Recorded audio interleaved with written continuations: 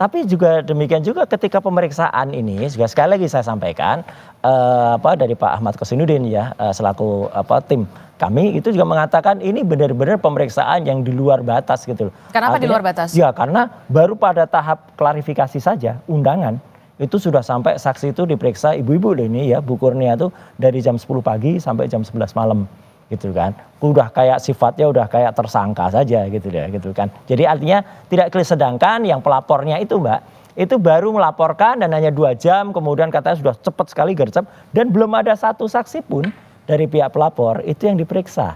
Gitu. Kalau ada imbang dari mereka juga diperiksa, kemudian bisa semua dokumennya juga ditunjukkan. Sekali lagi saya mengatakan terima kasih kepada Ibu Mega, Presiden kelima kita yang masih masuk pada golongan orang yang waras ya di Republik ini, yang kembali mengungkapkan pendapat. Saya kira pendapat waras ini perlu Mbak diikuti oleh kader-kadernya gitu ya. Gitu. Jadi menurut Anda penyidik juga perlu juga memeriksa seorang Sandi begitu yang juga. Oh iya. Anda kan betul, dari unggahan itu. Karena kan dia itu yang menampilkan dan saya baru bergerak setelah ada postingan dari Sandi pada tanggal 1 April itu. Tanggal 1 April? 1 April.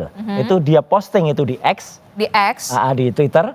Dan kemudian. Waktu itu unggahannya seperti apa? Unggahannya adalah dia mengatakan bahwa biar lebaran Anda tenang gitu ya. Inilah ijazah yang asli, dia bilang gitu. Nah itulah kemudian kenapa kami dari dasar unggahan itulah kemudian. Ya karena unggahan itu lebih maju dari fotokopi yang disampaikan oleh Dekan Fakultas Kehutanan. Pak Sigit Sunarta yang masih berupa fotokopi hitam putih. Ini berwarna. Jadi, kalau ini berwarna ini menarik untuk diteliti. Dari situ kita kemudian. Jadi awalnya Anda meneliti yang dari kehutanan dulu? Yang dari kehutanan karena itu saatnya fotokopi itu nggak bisa diteliti. Itu kan fotokopi hitam putih dan ada berdasar video dan dia ketika kami datang ke Jogja waktu itu juga tidak menunjukkan lagi gitu loh. Aneh gitu Pak Dekannya nggak mengatakan langsung aja nanti dari yang bersangkutan langsung. Akhirnya kami dapat skripsi. Justru ketika dapat skripsi itu Mbak, kami bisa sampaikan skripsinya karena itu primary evidence ya, dan itu skripsi nggak bisa dikatakan salinan gitu ya. Itu skripsi resmi yang disimpan di Universitas Gadjah Mada. Disampaikan oleh siapa waktu itu? Disampaikan oleh wakil rektor. Kepada Anda? Iya, dan saya Dr. Resmond dan itu kita periksa dan disitulah kita menemukan banyak sekali kejanggalannya, tidak ada lembar pengesahan, tidak ada nama Kasmujur dan lain sebagainya, dan satu kesimpulannya Mbak, sepele saja. Tidak ada nama tidak ada nama dosen pembimbingnya, nggak ada. Pak Kasmujur nggak ada. Di lembar? Di lembar di dalam skripsi itu. Kan aneh gitu. Yang namanya dosen pembimbing meskipun itu bukan dosen pembimbing akademik ya. Misalnya ya, meskipun itu dosen pembimbing skripsi, meskipun sekarang ada juga kayaknya ada sinkronisasi. Tadinya dosen pembimbing skripsi loh ya, terus sekarang dikoreksi jadi oke lah. Tapi tidak ada lembar pengujian dan kesimpulannya kita jelas. Kalau dari sebuah telur yang busuk, anggap aja skripsi ini busuk, tidak mungkin menghasilkan hewan atau ayam yang bagus.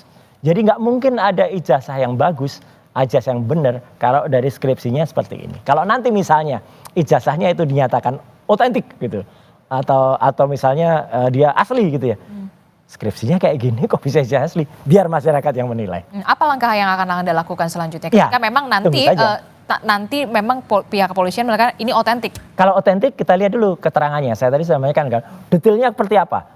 Kalau ternyata polisi juga tidak menampilkan ijazah yang asli menurut itu kan masyarakat juga bisa nilai nanti, asli. Sama nggak yang diposting?